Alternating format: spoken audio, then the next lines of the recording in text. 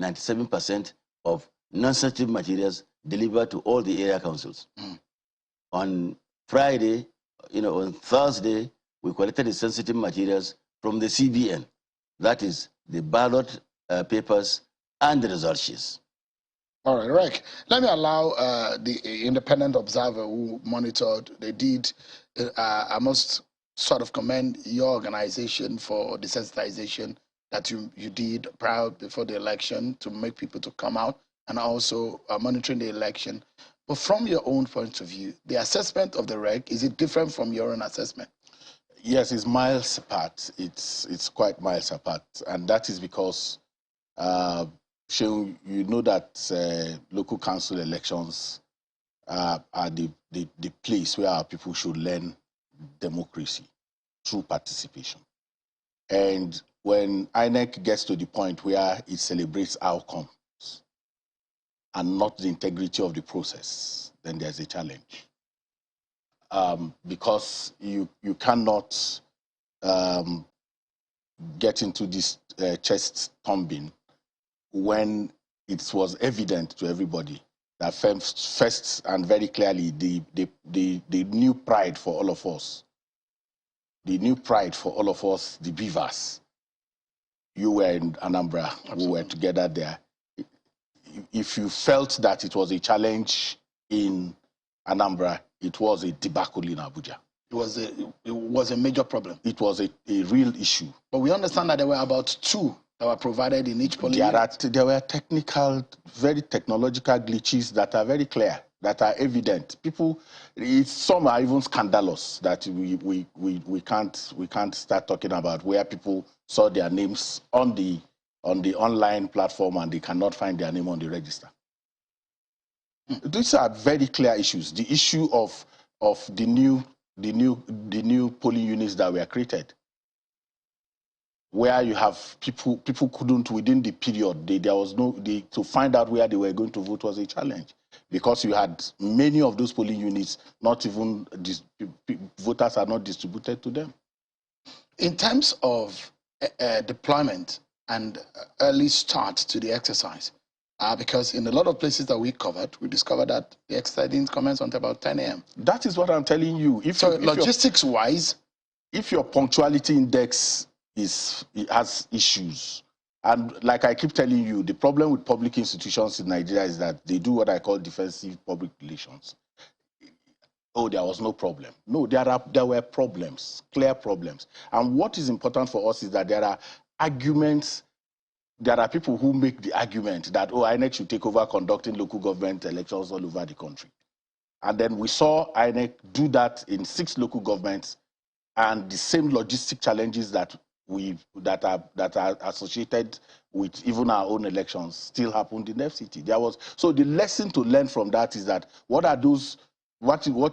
is the need for an audit? Where do we have to do a comprehensive audit at this point to look at? Because you are looking at Osun, Ekiti, Osun, and then 2023.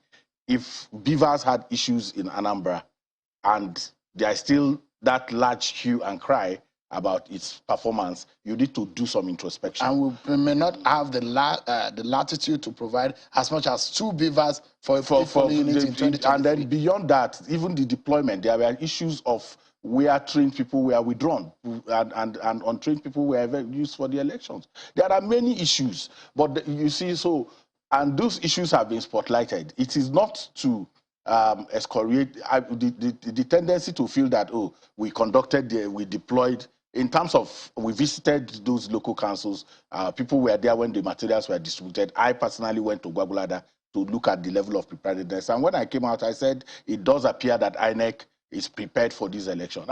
I am one who is very optimistic about the capacity, the competencies that are within INEC to deliver. So when this shortcoming happens, it makes some of us look very, very, because we go out there. You saw us in the field telling people, come out and vote. We went to the markets, and then two of the people who went for that voter education outreach could not vote themselves personally on account of the challenges that I'm talking about. So we'll allow the REC to respond to some of these issues, and we'll take them one after the other.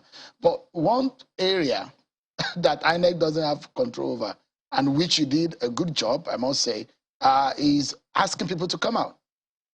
The people, what was the turnout? Because that is the issue with the voters. Did they come out?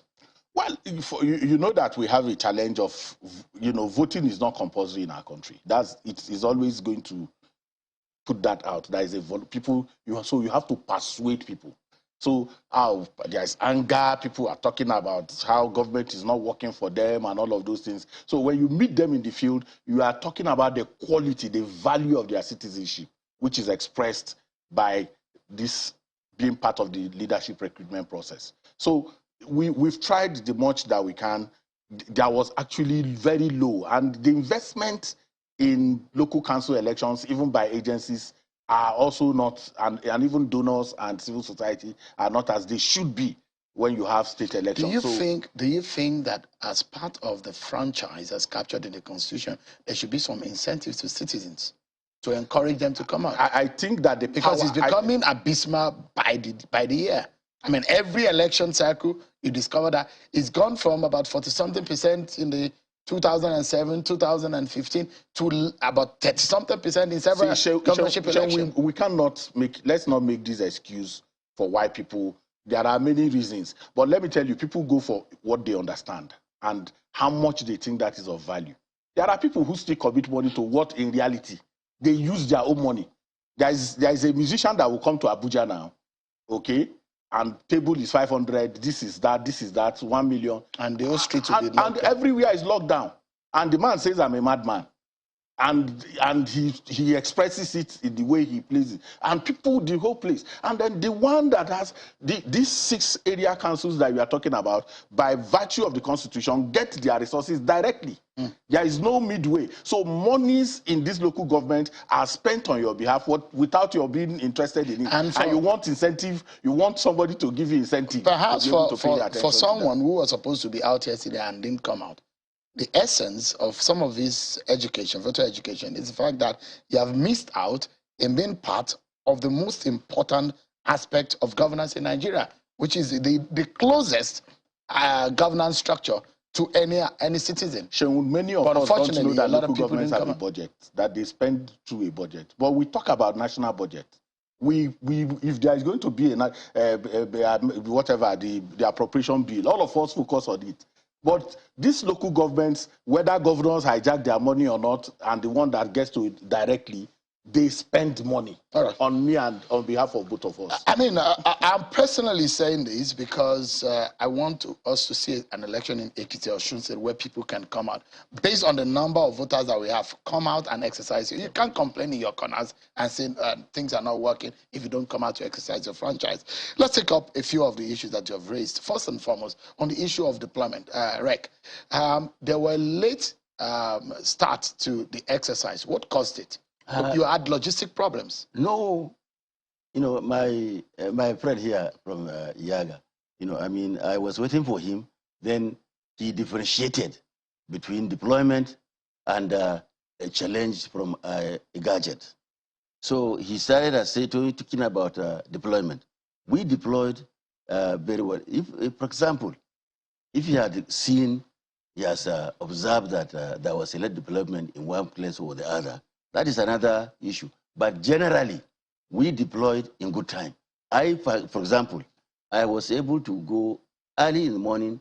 In fact, some of our own ad hoc staff, they left their, rack camp at around 6 in the morning, some 5:30 in the morning. We deployed very well. When you talk about, you have to differentiate between deployment, and the challenge either faced from a machinery. Okay, so before we go into the BVAS, the challenge with BVAS. Yes. In a lot of places that we visited as China's television, yes. I mean, apart from what he even observed, from our own observation, we saw that exercise didn't start until about 10 a.m. in most places. When you said most places, that's the most places that have gone. We visited in Kwagolada, yes. We visited Amak, we visited Buhari, yes. right here. And there are a lot of places that exercise did not commence until 10 a.m. Okay. What do you think was the cause? Because we understand that there was a curfew between 8 a.m. and 3 p.m. That's true. So, I mean, movement around wouldn't have delayed your deployment? Not at all. Like I said, like you know that before the election, just a day before the election night, all these ad hoc staff, they sleep in racks. The vehicles stay with them. Every material is distributed in the night. There is no reason why there should be any... But is there any lesson you can take away from this? If you had to do this thing maybe again tomorrow, is there something that you should have done differently? Well, we'll look at it. We'll see why there was such a gap. But like I said, we have noticed. I rely now on people who have seen. Logistics has always been a problem with INEC. 2011, 2015, 2019. The major election, on election day, things will just fall flat on their face. And people will find it difficult to explain what has gone wrong. I mean, he mentioned the issue of exchanging ad hoc officials right at the polling unit. No. What happened? No. That is, I have no idea about this. You don't have an idea? No way. Let me tell you. Let me tell you, if we have such a case, we'll look into it very seriously. Because my own, somebody who is my cousin is here. He conducted this election as an SPO in 2019. He applied, we opened a portal this time around. He applied through the portal. And he conducted this election very well. He got a reply from the portal, and he was invited to come for a training. He didn't. He was far away. He came back. He wanted to come and do the work. After the training, I refused. I declined. I can even call his name off this record. So, and also, my own son, he was, he wanted to be part of it. Excuse me, I said no. So I made sure that deployment of people are those that have trained. Let me tell you something. If I discovered that there were substitutions, we will find out how it came about. Because after the training, the required number of ad hoc staff that we wanted, that is about 11,700, we also trained 5% as a contingency, so that in case there's any need for any absent ad hoc staff, maybe when you call back your staff and you make a general review, maybe you might find some of these issues. But what about the BVAS? What explanation to the failure of the BVAS? Excuse me. You know that the BVAS is a technical issue. I'm in reg. How can I explain a failure of a machinery? But you but when you say, but I supervise this election. I have gone around, I have seen where BVAS worked, I have seen where it worked slowly, I have seen where it didn't work at all. So there was no one-way traffic. Was it a weather problem? No. Was it electricity?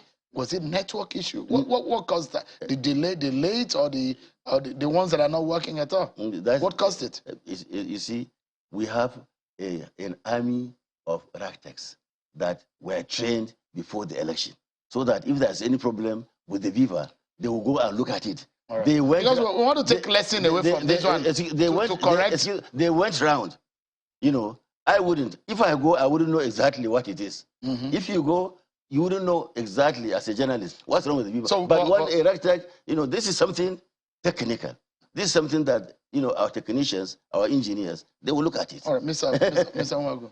Okay, so CDD, Situation Room, Yaga Africa, CTA, many organizations were accredited by INEC to observe these elections. And the reports of those observations have come out. The value of it is that INEC can then take the opportunity to have an internal audit of the processes. What are the things that went wrong? Channels, you went round. Journalists were everywhere. They were calling us, they are asking us, you came, you are defending this, but this is what is happening in the field. And we need to look at our technology. We need to go back. There needs to be an interrogation.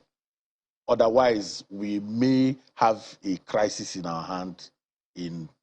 We can shine. A pattern can emerge where you go to Ondo and it does well. And then we say, oh, we are prepared for 2023. And we get into 2023 and then Everything falls flat. We need to have a very serious firewall around what the challenge is on the technology that we are deploying. Process is the key. It's not the outcome. I see a concentration on process, on outcomes. Outcome, 3-3, they have shared it 3-3, and then the integrity of election has more to do with, look at what security did in Abuja, for instance. You brought out a notice that you have lifted restriction.